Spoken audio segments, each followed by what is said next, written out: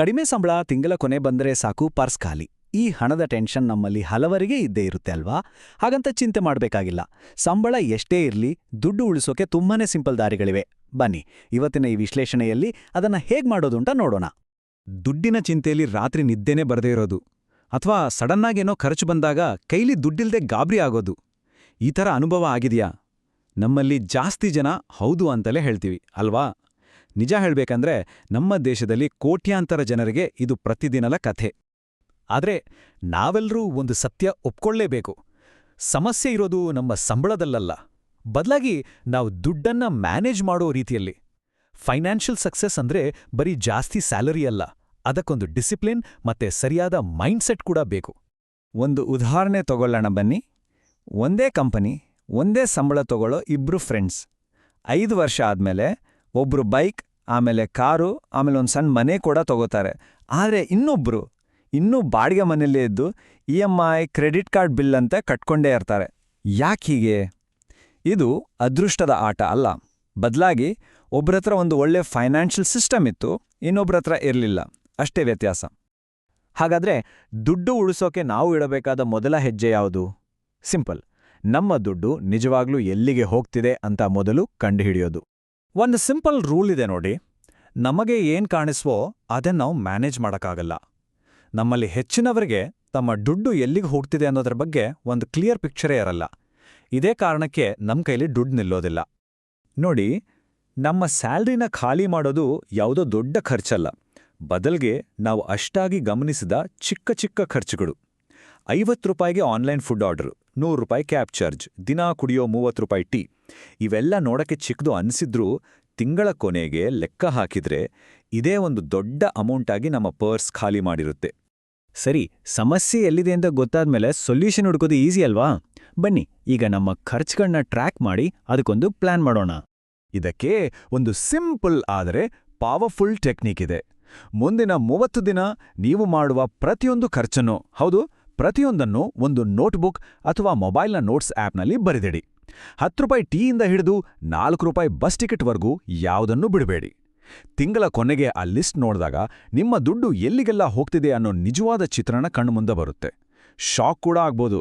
ಖರ್ಚುಗಳ ಬಗ್ಗೆ ಒಂದು ಕ್ಲಾರಿಟಿ ಸಿಕ್ಕಿದ ಮೇಲೆ ಒಂದು ಬಜೆಟ್ ಮಾಡೋಣ.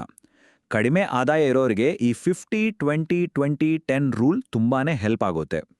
ಅಂದ್ರೆ ನಿಮ್ಮ ಸಂಬಳದ 50% ನಿಮ್ಮ ಅಗತ್ಯಗಳಿಗೆ, ಅಂದ್ರೆ ಮನೆ ಬಾಡಿಗೆ, ಊಟ, ಬಿಲ್ಗಳಿಗೆ ಹೋಗ್ಲಿ. 20% ಸೇವಿಂಗ್ಸ್ಗೆ, ಇನ್ನೊಂದು 20% ಇನ್ವೆಸ್ಟ್ಮೆಂಟ್ಗೆ, ಮತ್ತೆ ಉಳಿದ 10% ನಿಮ್ಮ ಸ್ಕಿಲ್ಸ್ ಡೆವಲಪ್ ಮಾಡ್ಕೊಳ್ಳೋದಕ್ಕೆ ಬಳಸಿ. ಸರಿ, ಬಜೆಟೆಲ್ಲ ಮಾಡಿದ್ವಿ, ಆದ್ರೆ ಸೇವ್ ಮಾಡೋದು ಕಷ್ಟ ಅನ್ಸುತ್ತಾ? ಹಾಗಿದ್ರೆ ಅದೊಂದು ಆಟೋಮೆಟಿಕ್ ಅಭ್ಯಾಸ ಮಾಡಕ್ಕೆ ಒಂದು ಸೂಪರ್ ಟೆಕ್ನಿಕ್ ಇದೆ. ಅದ್ರ ಬಗ್ಗೆ ಈಗ ಮಾತಾಡೋಣ. ಗ್ರೇಟ್ ಇನ್ವೆಸ್ಟರ್ ವಾರೆನ್ ಬಫೆಟ್ ಒಂದು ಮಾತು ಹೇಳ್ತಾರೆ: ಖರ್ಚು ಮಾಡಿ ಉಳಿದಿದ್ದನ್ನ ಸೇವ್ ಮಾಡಬೇಡಿ, ಸೇವ್ ಮಾಡಿ ಉಳಿದಿದ್ದನ್ನ ಖರ್ಚು ಮಾಡಿ.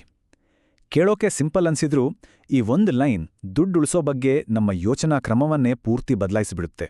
ಇದರ ಅರ್ಥ ಏನು ಅಂದ್ರೆ, ಸ್ಯಾಲರಿ ಅಕೌಂಟ್ಗೆ ಬಂದ ತಕ್ಷಣ ಮೊದಲು ನಮ್ಮ ಸೇವಿಂಗ್ಸ್ ಮತ್ತೆ ಇನ್ವೆಸ್ಟ್ಮೆಂಟ್ಗೆ ದುಡ್ಡನ್ನ ತೆಗೆದಿಡಬೇಕು. ಇದನ್ನೇ ಪೇ ಯೋರ್ ಸೆಲ್ಫ್ ಫಸ್ಟ್ ಅಂತ ಕರೆಯೋದು.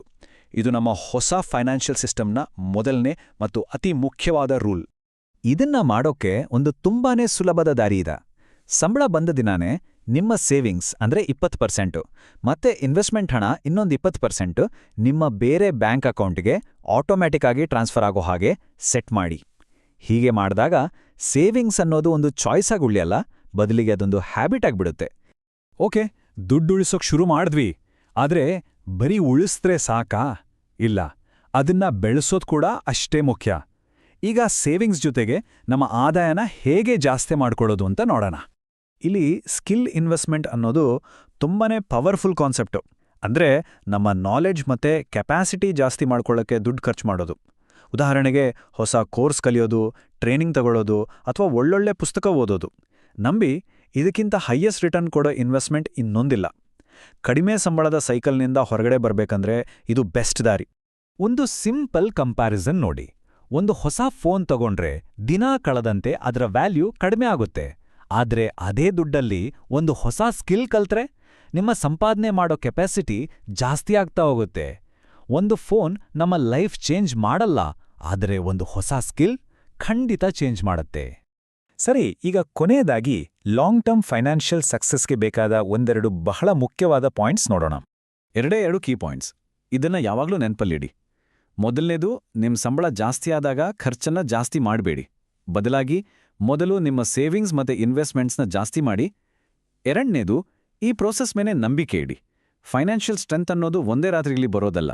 ಅದು ಸಣ್ಣ ಸಣ್ಣದಾಗಿ ನಿರಂತರವಾಗಿ ನಾವು ಮಾಡೋ ಪ್ರಯತ್ನಗಳಿಂದ ನಿಧಾನವಾಗಿ ಬಿಲ್ಡ್ ಆಗೋದು. ಪ್ರತಿ ತಿಂಗಳು ಕೇವಲ ಒಂದು ₹500 ಇನ್ವೆಸ್ಟ್ ಮಾಡಿದ್ರೆ ಏನಾಗುತ್ತೆ ಅನ್ಕೋತೀರಾ? ಮೊದಲನೇ ವರ್ಷ ಇದೊಂದು ಸಣ್ಣ ಶುರುವಾತಷ್ಟೇ. 5 ವರ್ಷ ಆದ್ಮೇಲೆ ಒಂದು ಗಮನಾರ್ಹವಾದ ಗ್ರೋತ್ ಕಾಣೋಕೆ ಶುರುವಾಗುತ್ತೆ. ಅದೇ 10 ವರ್ಷ ಆದ್ಮೇಲೆ ಕಾಂಪೌಂಡಿಂಗ್ನ ಮ್ಯಾಜಿಕ್ ಏನೆಂದು ಗೊತ್ತಾಗುತ್ತೆ. ನಿಮ್ಮ ದುಡ್ಡು ಹೇಗೆ ಬೆಳೆದಿದೆ ಅಂತ ನೀವೇ ನೋಡಿ ಆಶ್ಚರ್ಯ ಪಡ್ತೀರಾ. ಇದೇ ನೋಡಿ ಲಾಂಗ್ ಟರ್ಮ್ ಇನ್ವೆಸ್ಟ್ಮೆಂಟ್ನ ಪವರ್. ಹಾಗಾದ್ರೆ ಈಗ ಯೋಚನೆ ಮಾಡಿ, ಇವತ್ತು ನೀವು ತಗೊಳ್ಳೋ ಯಾವ ಒಂದು ಸಣ್ಣ ಡಿಸಿಷನ್ಗೋಸ್ಕರ ಮುಂದೊಂದು ದಿನ ನಿಮ್ಮ ಫ್ಯೂಚರ್ ಸೆಲ್ಫ್ ನಿಮ್ಗೆ ಥ್ಯಾಂಕ್ಸ್ ಹೇಳ್ಬೋದು. ಜಸ್ಟ್ ಯೋಚನೆ ಮಾಡಿ. ನೆನ್ಪಿಡಿ, ಸಣ್ಣ ಸಣ್ಣ ಹೆಜ್ಜೆಗಳೇ ದೊಡ್ಡ ಬದಲಾವಣೆ ತರೋದು. ಈ ವಿಶ್ಲೇಷಣೆಯಲ್ಲಿ ಕೊಟ್ಟ ಮಾಹಿತಿ ನಿಮ್ಗೆ ಯೂಸ್ಫುಲ್ ಆಗಿದೆ ಅನ್ಸಿದ್ರೆ ದಯವಿಟ್ಟು ಲೈಕ್ ಮಾಡಿ, ನಿಮ್ಮ ಫ್ರೆಂಡ್ಸ್ಗೂ ಹೆಲ್ಪ್ ಆಗ್ಬೋದು ಅನ್ಸಿದ್ರೆ ಅವ್ರ ಜೊತೆ ಶೇರ್ ಮಾಡಿ, ಮತ್ತೆ ಇದೇ ಥರದ ಇಂಟ್ರೆಸ್ಟಿಂಗ್ ವಿಷಯಗಳಿಗಾಗಿ ಸಬ್ಸ್ಕ್ರೈಬ್ ಮಾಡೋದನ್ನ ಮರಿಬೇಡಿ.